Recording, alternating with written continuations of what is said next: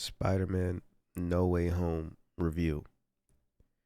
Now, I'll be the first to say I wasn't the biggest fan of the first two Tom Holland movies.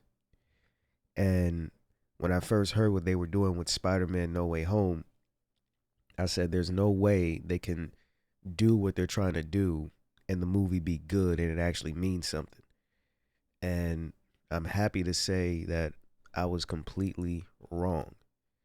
This was an excellent movie by even comic book standards, by any movie standards. If you're building something that has been trying to be built for over 18 years. The acting was excellent. The story made sense. The cast, everything, the directing.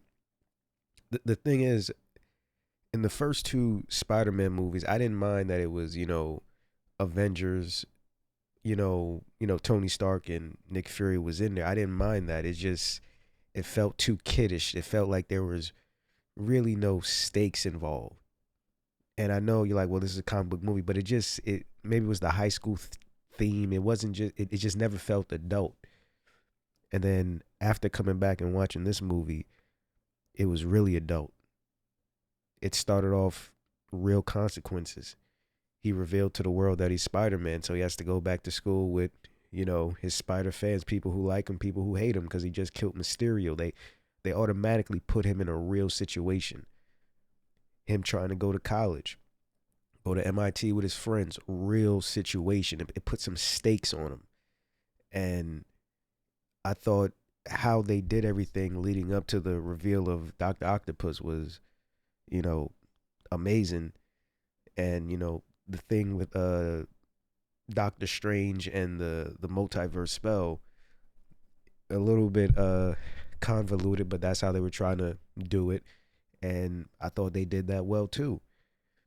And the thing about what makes this movie really good is the friends didn't bother me as much as they did in the first two. Yeah, they weren't here that much. You didn't see Ned and Zendaya that much as you probably did in the first two, but they actually made them well-rounded characters. Even the fact that Ned uses magic, they handled the tone of what the movie was going to be, even the little joke parts, very well. It didn't bother me. And we watched a boy become a man. And how do we watch that? Well, the multiverse was ripped open. Now you got all these different spider villains from these different eras coming in, and he had to deal with that. Him and Doctor Strange. And Doctor Strange told him the ramifications. The thing with Aunt May. Now that's the only part that may have gotten me a little bit, because in the first two movies they really never focused on Aunt May, so we didn't know what type of aunt she was. We know she cared about Peter, but if they would have focused on her just a little bit more in the earlier films, so we can get a touch of her humanity, then when she says, Peter, you got to help these guys out, it would have stung. It would have felt a little bit more. I kind of felt they just added that in, but either way, they did what they had to do, and it was good, because when it ultimately leads to her death, you don't, even though you they didn't show that, her caring side through the first two movies, how much Peter loves his Aunt May. So when she died, that still hurt. Most of the theater was crying, shedding a whole bunch of tears. You could hear people just making all types of noise.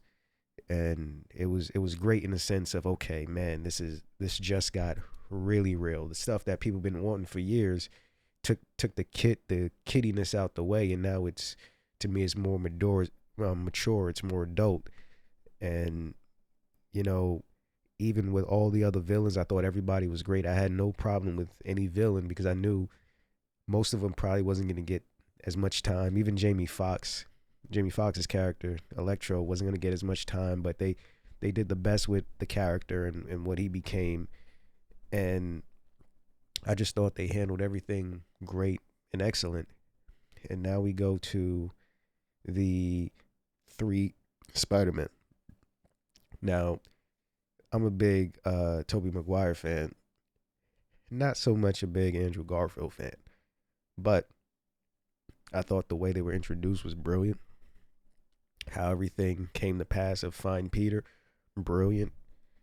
And how they found him at his lowest point and they brought it all together with the, because remember when Aunt May died, she said, with great power, great responsibility. All that, it made sense, and it gave them all a special bond.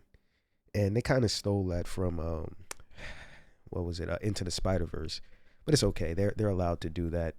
It's their property, and it did push the movie forward.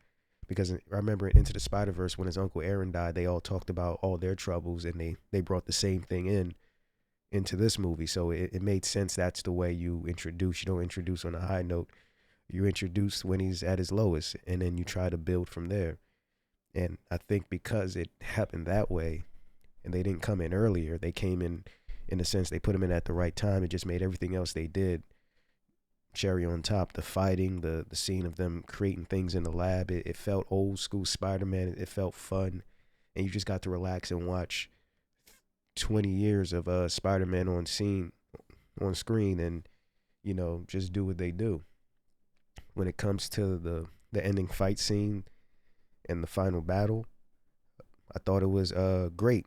I wish it I wish it lasted a little bit more longer, but to all that, it was perfect. Especially when they didn't know how to fight together. He brought up the Avengers, all that. Once again, great writing. It's rare that a movie covers all those type of bases, but they did all that.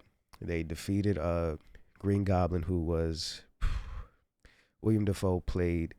That'll probably be the last time we ever see him in a comic book screen, and he did a great job.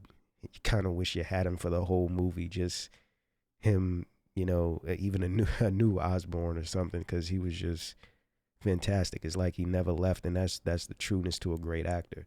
He picked up right where he left off. It's like if Heath Ledger came back from the dead and they needed him to play the Joker, he can just pick back up. That's what they do. This is what they're made for.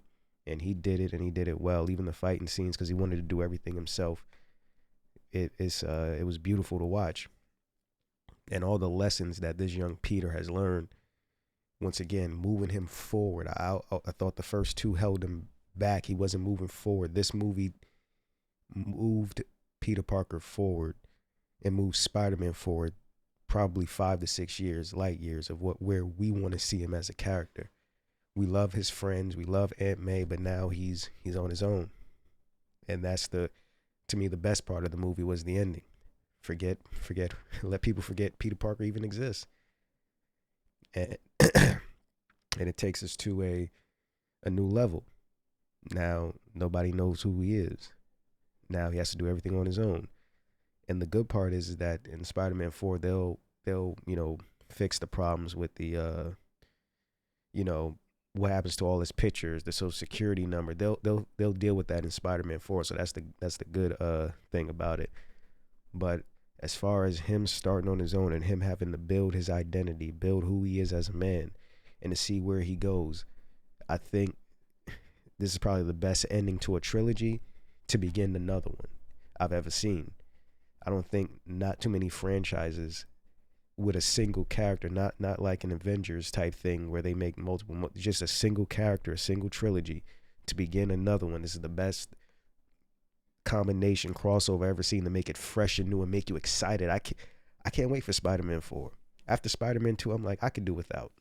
I don't need Spider-Man 3 because I just wasn't into it. Now, fully invested. Now, I can't wait to see what they do. Now I can't wait to see how he lives, his adult decisions. Everything is on him. He has no help from anybody. Nobody's there to save him.